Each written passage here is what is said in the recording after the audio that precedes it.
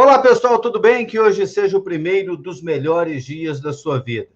Estou chegando para tratar de dois assuntos importantes em relação ao Atlético Goianiense. Primeiramente, o jogo contra o Libertad. E depois, a vacinação da Conmebol, em que o Atlético foi o primeiro time brasileiro a se beneficiar com as vacinas fornecidas pela Confederação Sul-Americana de Futebol. Vamos começar pelo jogo. Primeiramente, o Atlético estava, antes da partida, encarando o bicho-papão do grupo, o Libertad.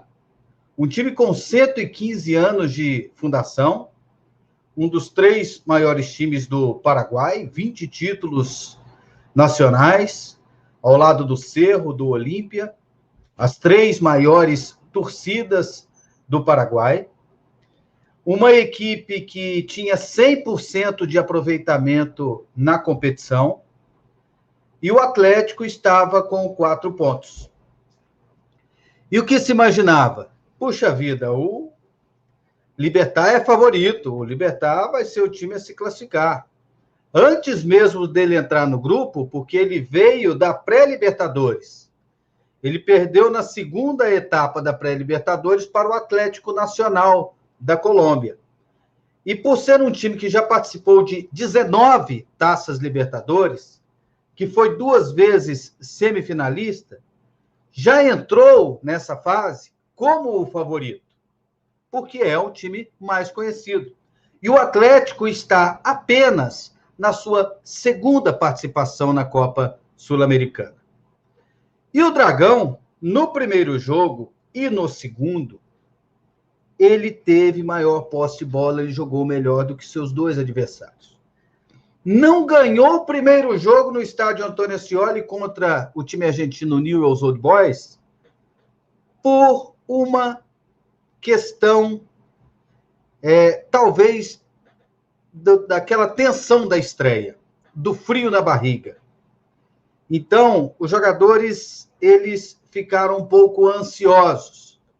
Talvez até nem tanto pelos atletas, um ou outro mais experiente, mas o ambiente criado no clube, com a estreia em uma competição internacional, pela primeira vez numa fase de grupos, e um clube emergente como é a equipe do Atlético, que é um clube que encara com responsabilidade as competições que participa.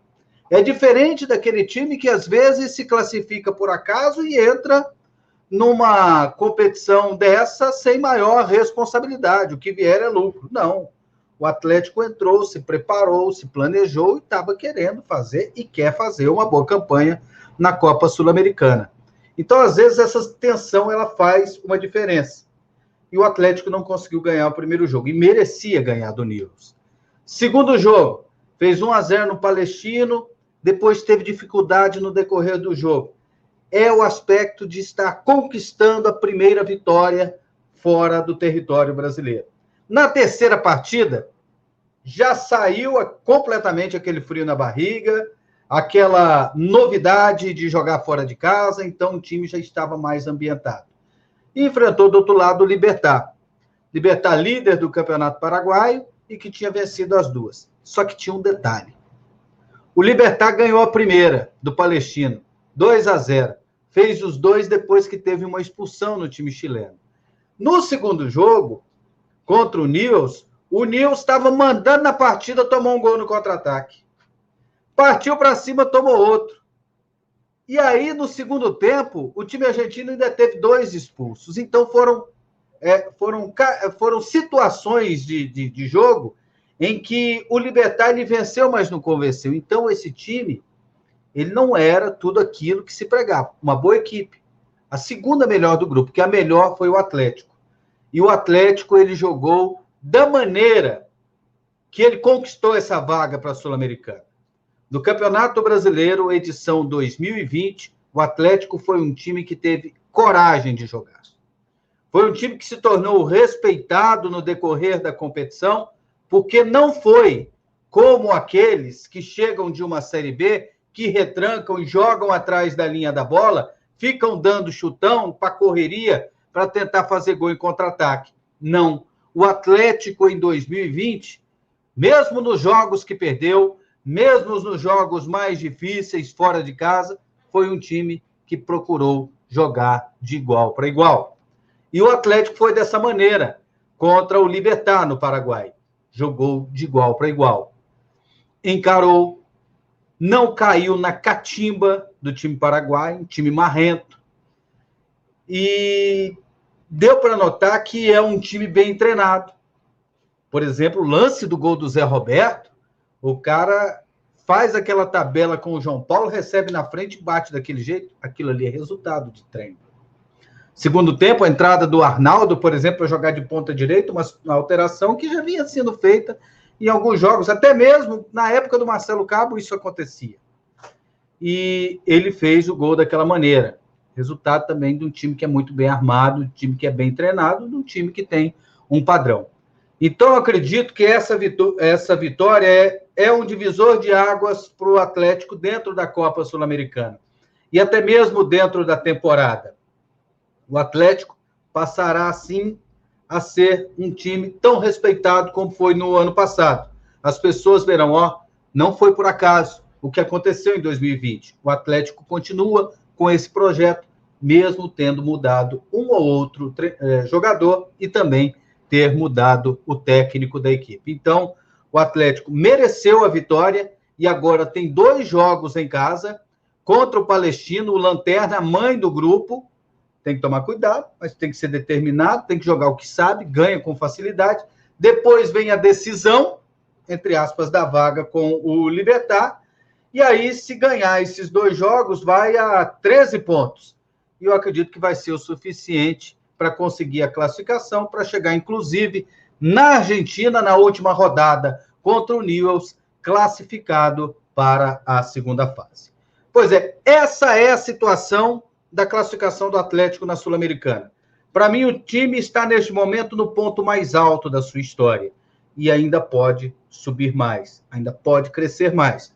É um time que pode ir mais longe na Copa Sul-Americana, que pode ir longe na Copa do Brasil, que pode fazer um baita de um campeonato brasileiro, pensando até em faixa da Libertadores da América. O time tem potencial para isso. Tem onde melhorar, tem que melhorar a reposição, tem que contratar um ou outro jogador, e o Adson Batista, presidente do clube, está consciente nisso. Ele é muito pé no chão, ele é muito profissional, e o Atlético está crescendo nos últimos anos em virtude disso.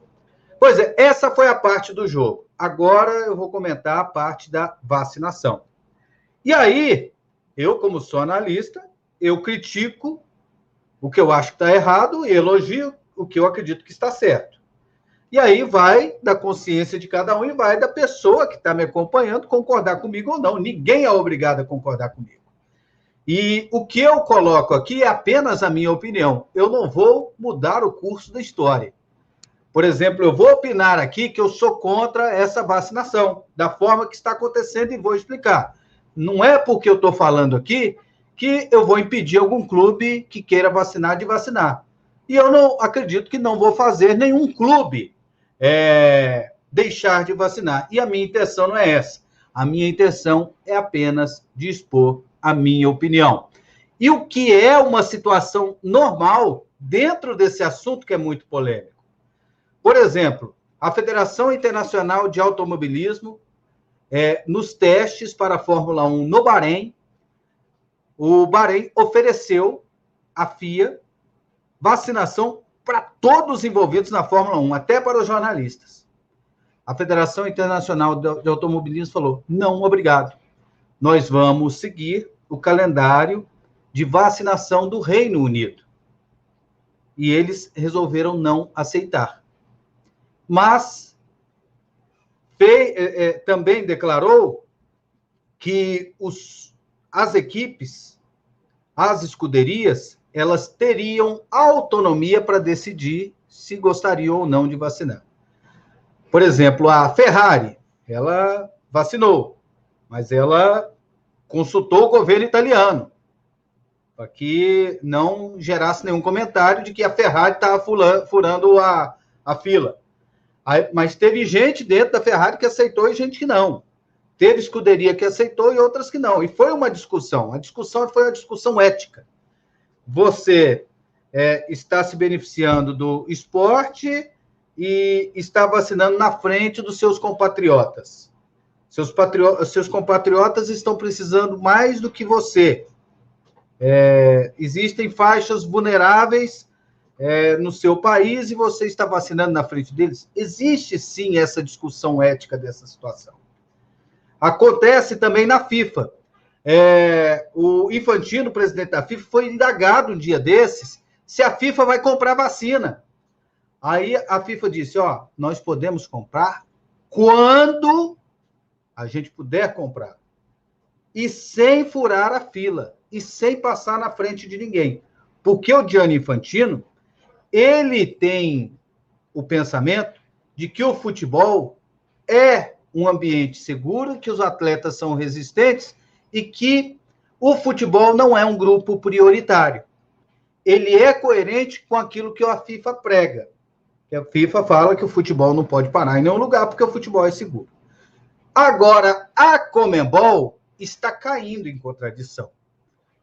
A Conmebol prega que o futebol é seguro, que tem que ter Libertadores, que tem que ter eliminatórias, mesmo nos mais altos índices da segunda onda da pandemia na Argentina, na Colômbia, no Peru, no Brasil, que o futebol é um mundo paralelo de segurança e que as pessoas que estão no mundo do futebol, elas estão muito seguras.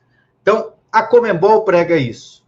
E se ela acreditasse realmente nisso, ela não iria atrás das vacinas.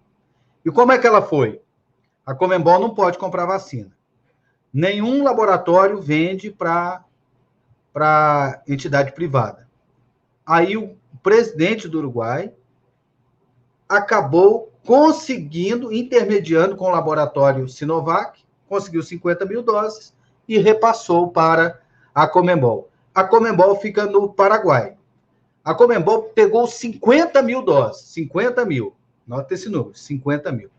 Sabe quantas vacinas foram aplicadas no Paraguai até o dia 6 de maio, hoje é dia 7? 143 mil vacinas. 50 mil corresponde a mais de 1/3 do que o país Paraguai já vacinou. Lá, eles estão vacinando pessoas de 75 anos acima. Enquanto que no Brasil já estão vacinando com 60 anos, no Paraguai está muito atrasado. Então, se o Paraguai pudesse ter essas 50 mil vacinas, quantas mortes poderiam ser evitadas dos grupos mais vulneráveis? Então, lá na sede da Conmebol tem esse tanto de vacina, enquanto as pessoas em volta, lá em Assunção, em todo o território paraguaio, estão precisando ser vacinadas. Esse é o primeiro dilema ético dessa situação. E aí, a Conmebol, para ela distribuir as vacinas conforme ela quer, ela não pode entrar em alguns países, como, por exemplo, no Brasil. A legislação brasileira diz que qualquer vacina que for adquirida aqui, ela tem que entrar no Plano Nacional de Vacinação. Se o governo de Goiás comprar vacina, ela entra no Plano Nacional de Vacinação. Se o governo da Bahia comprar a vacina da Pfizer, ela entra no Plano Nacional de Vacinação. Qualquer vacina que entrar em território brasileiro, entra no Plano Nacional. É o Ministério da Saúde que tem que decidir conforme a forma de que essa vacina vai ser distribuída. Tanto vai para o Amazonas, tanto vai para o Maranhão, tanto para o Pará, tanto para o Paraná e assim por diante. Então, como a vacina não pode entrar no Brasil, como é que ela vai vacinar os times brasileiros? Aí eles pensaram um jeitinho, quando eles vierem aqui no Paraguai, a gente vacina. E aí o Atlético foi e vacinou. O Atlético aceitou. Ele está certo ou não? Vai da consciência de cada um. A minha consciência diz que não é correto. Por quê? Porque a Conmebol, ela não cede as vacinas para o Atlético. Ela destina que o Atlético só pode vacinar a sua delegação. Se às vezes o Atlético pudesse pegar essas vacinas e doar para o povo paraguaio ou doar para o povo brasileiro. Não pode, só serve se for para eles. Se vocês não vacinarem os seus jogadores, nós vamos desperdiçar aqui. Então o Atlético, nesse dilema, resolveu vacinar. Eu respeito, mas não concordo. Eu concordo, por exemplo, com a posição do Fluminense. O presidente do Fluminense, o Mário Bittencourt, disse que não vai vacinar, até atendendo um apelo do próprio Nenê, jogador do time, que alguns dias atrás disse que não, que os jogadores não são grupos prioritários e que ele pretende seguir o calendário da vacinação e vacinar só no dia que o Ministério da Saúde disser que é para ele vacinar. E o mesmo aconteceu com 3 times da Argentina, o Lanús, o Argentino Júnior e o River Plate. E eu acredito que outros times vão seguir esse caminho. Infelizmente, além do time brasileiro, uns 3 times lá do Paraguai resolveram vacinar. Então, lá no Paraguai, tem jogador de 22 anos de idade vacinando e tem gente com 74 anos de idade, extremamente vulnerável, que ainda não recebeu a vacina. E, a partir do momento que os clubes negassem, seria uma forma da Conmebol destinar essas vacinas às pessoas com maior vulnerabilidade. Então, é por isso que eu não concordo com a postura do Atlético Goianiense.